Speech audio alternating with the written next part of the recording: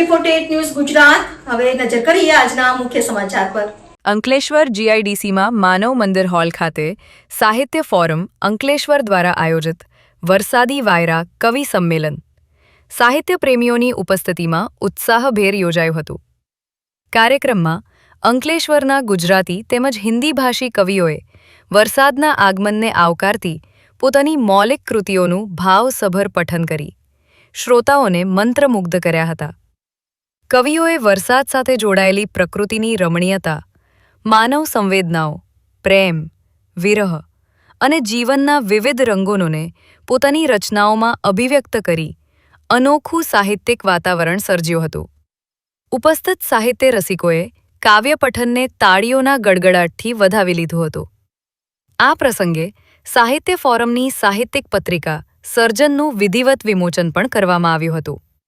પત્રિકામાં સ્થાનિક સર્જકોની વિવિધ સાહિત્યિક કૃતિઓને સ્થાન આપવામાં આવ્યું હતું। આ કવિ સંમેલનમાં અંકલેશ્વરના કવિઓ દેવાનંદ જાદવ, હેમાક્ષી શાહ, ઉર્મિલ પંડ્યા, ભાવના શાહ, રાજેન્દ્ર મહેરા, સંજય પાંડે, દક્ષા આહિર, મનીષા દુધાત, મધુ ગૌડ તેમજ પ્રકાશ લાડે રચનાઓ રજૂ કરી હતી।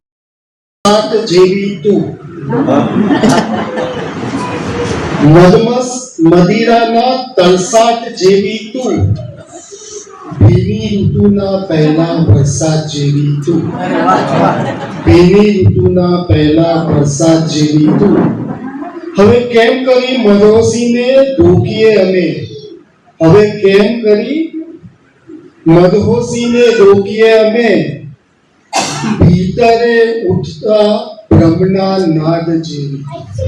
ઝરમર ધાર લાંગણી ભીંજાતી થરથર તાર તાર, એનાથી સુંદર ક્ષણ કેવી હોય। વધી રહી છે તરસ ચાતકની છતાં, વધી રહી છે તરસ ચાતકની છતાં, ભરાઈ રહ્યો છે કલશ ધરતીનો ભલા, ભરાઈ રહ્યો છે કલશ ધરતીનો ભલા, એનાથી સુંદર ક્ષણ કેવી હોય। Dharmesh Rana, AB48 news Gujarat, Ankleshwar.